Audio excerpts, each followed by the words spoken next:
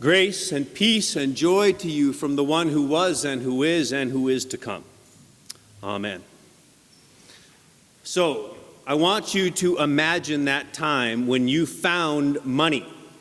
Money that you had in your pocket that you forgot that you had in your pocket, or in your purse or your backpack, or some place where you had put money a while ago, and the longer the distance of time between when you put the money there and when you found it. Remember what it felt like when you were like, all of a sudden you looked and there's like, $20. There's $20 that I didn't know that I had. You've been there. You've been there, right? Right? You know what that feels like, right? So hold on to that feeling for just a second, right? Hold on. Try and feel it again, what that feels like to find, and you didn't even know you lost that.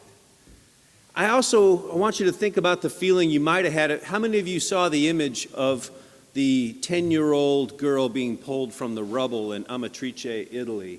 And as they pulled her up, she'd been there for about 18 hours, and they pulled her up, and they had to take her to the hospital. But as they brought her up, and the firefighter held her close, and you could see all the other people coming along and making sure that she was safe as they brought her out of the rubble. And I remember watching that and just feeling this upwelling of emotion of what it means to be found. And I imagine her fear, the fear she had as she was in that rubble, as her sister died just not too far away from her, the grief, and then to see the light open up, and here comes hands to bring her up and to bring her back to life with the rest of us. Hold on to that feeling. You feel it? That feeling of joy and wholeness. Now, that's not the feeling that Jesus' critics are having today. In fact, it's the total opposite feeling. They're smelling something's not right. They are watching Jesus. They are the religious leaders of the community. And they're watching this other religious leader. And he's got friends in low places.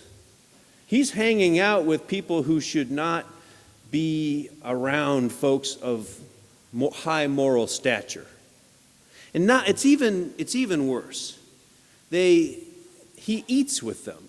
That's the slam against him. That's their criticism. Luke 15:2.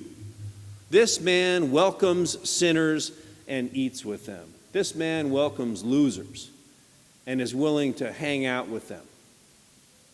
That criticism, it betrays their underlying view of the world and their underlying view of God. They are what we call dualistic thinkers, binary, good, bad, right, wrong, conservative, liberal, gay, straight, black, white, right? Everything's in two categories for them. And they look at Jesus and they're trying to decide good, bad, good, bad, good, bad. Well, they see the people he's with and they go, bad, clearly bad. They look at bad people, associate only with bad people. That's how it works, right? I know in this election season, we also tend to do that. We become more polarized. You're either for Trump or you're for Hillary, right? And if you're in any other sort of camp, or we vilify people who are opposite of us in this, and yet it's not really the truth of where we are in our society today. We don't have to be so dualistic and binary about it. And on this anniversary of September the 11th attacks 15 years ago, I think about how we treat Muslims in our culture. Muslims can't be trusted. They might be part of this good, bad. Are you a good Muslim or a bad Muslim? And increasingly we have this demonization that's happened to people who are Muslim. And yet they also suffered and died on September 11th, 2001. They also lost loved ones whose names are on that beautiful monument at Ground Zero. I think that this is really important to understand the context of Jesus' two stories today. Because what he's speaking to is not just the religious people of that day, not just to the religious people of this day, but he's speaking to me and to you when we want to categorize and label people in this overly simplistic way. You are either for us or you're against us. You're either part of us or you're not. This criticism, this man welcomes sinners and eats with them, becomes a badge of honor for him. It becomes his way of defining himself. Yes, that's exactly who I am. I do welcome broken people, and I eat with them. In fact, I will invite you to understand this too. That's why he tells them these two stories. These two stories are wonderful stories. I think that some other Bible scholars also think that if you're trying to find where's the most authentic Jesus teaching in Scriptures, Luke 15 has it. Because in some ways, no one would ever think of this. These two stories in which the God character are the ones who were searching out the lost, both of those protagonists are somewhat unhinged. There's something a little odd about their behavior. Starts off with this one. I want to retitle some of these. So this first one is The Shepherd Who Loses His Mind Over Fluffy. All right? He's got 100 sheep. 99 are safe. One is lost. What would you do? What would you do? Which of you, he says, would not leave the 99 and go save the one? And the answer, if we're honest, is none of us would do that. 99% is an A. It's an A+, right? Dumb sheep got itself in trouble. How do sheep get lost? This is fascinating. You know, sheep are nearsighted. I don't know this because I'm a suburban guy. I had to read this to find it out. But sheep are nearsighted, so they only see like 6 to 8 feet in front of them. So how do sheep get lost far from the rest of the pasture? The answer is, there's a little bit of grass over here, then there's a little bit of grass over here, then there's a little bit of grass over here. How do they get lost? 6 feet at a time, right? How do you get lost? How do I get lost? Little by little. When I was at Central City Lutheran Mission in San Bernardino, I had to note no one I ever met who was a drug addict, who was homeless, who was a prostitute, no one who had been in jail, no one ever dreamed when they were a kid, someday I hope I get to be a drug addict. No one ever set out to be a criminal or a prostitute. You just get there 6 feet at a time through this choice and this circumstance and this need, and you wander and you wander and you wander, and before you know it, you're so far and you're in danger. Now, if I'm that shepherd, I think I cut my losses. I think that's a good enough percentage. But not this guy. This guy endangers the whole flock by willing to leave the 99 and go find that one, and then he throws a party. That party and that joy is the entire point of the story. The new title for the next parable. The woman who goes crazy over her favorite dime. Right? She has 10 dimes. She loses one. She then proceeds to lose her mind in a house cleaning frenzy. Right? She's just going to turn it over until and then the part that doesn't make a lot of sense. She finds the dime and then throws a lavish party that's going to cost a lot more than a dime, right?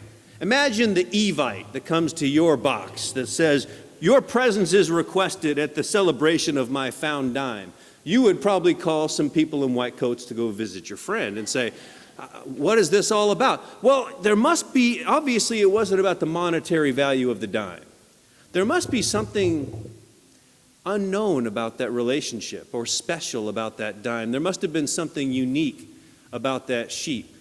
There must have been some sort of bond, is what I'm saying, between the shepherd and the sheep and the woman and her dime that has a backstory. It's got to have context. There's got to be something that's driving this really unhinged behavior. There must be something about the lost that compels these people to find it. We might write them off and we might think about God in that same sense. Clearly, the writers of Exodus 32, which we just heard Eric read, they talked about that image of God.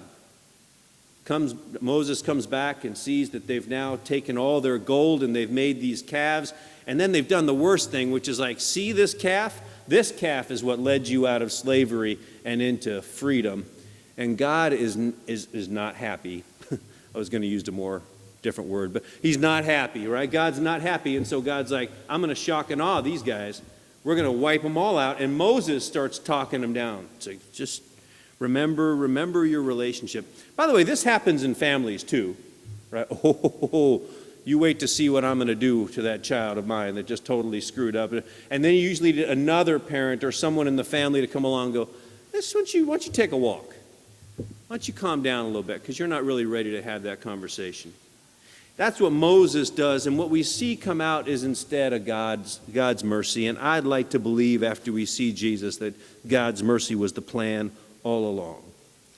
Instead, we see this divine energy that pours out time and time again through the prophets, throughout all the Hebrew scriptures in the New Testament, that says every time the people of God get lost, what is God's response? I'm going to go find you. I'm going to go find you, and I'm going to bring you home. This energy, this divine energy, was embodied by the first responders on September 11, 2001. That willingness to go into harm's way to find someone. And what it demonstrates to us is that there's a bit of the divine in us. That divine energy to want to rescue the lost is holy. We have spent a lot of time, and I understand why, focusing on the issue of why would people do this to innocent victims. It's an important question. But you know what's a better question? Why would people risk their lives to go in and try and help people, even at their own cost of their life? Right? What's going on inside that makes you go against every biological impulse, your instinct for self-preservation, so that you would risk it all for someone you don't even know? And the answer, I think, is all sorts of answers, but one that I think is really important is that there's a bit of God in those people, and there's a bit of God in us. There's a bit of God that rejoices when anyone who is lost is found. If they're lost to addiction, if they're lost to grief, if they're lost to being a refugee, if they're lost to being an outcast, if they're lost to themselves, when they become found, when they find themselves and come to their right mind, it's worth a party. It's worth a lavish party. Let's get out the Dom Perignon and the fine china. It's worth spending way more than we did trying to find them to celebrate that they're home now. And it reminds us that no one is expendable. Our political opponents are not expendable, and they're not to be dehumanized and disregarded. Our enemies are not expendable, and they're not to be dehumanized and destroyed. And we ourselves are worthy of a great love. Do you know that? God doesn't find you because God just has pity on you. God finds you because God's crazy in love with you. You already have that love. You don't have to seek it. You don't have to buy it. You don't have to earn it. It's already there. You are of infinite value to God, and so am I. We're not our worst moments. We're not our best moments. We are just who we are. We are that precious child of God, that son or daughter that God will not rest. God leaves heaven to be in hell with us so that God can bring us back home. God leaves the safety that God knows to find us in our danger. And then there is great joy in a party. It feels like a homecoming, a healed wound that no longer will threaten us. It's like finding $100 in your pocket times 1,000,000. Amen.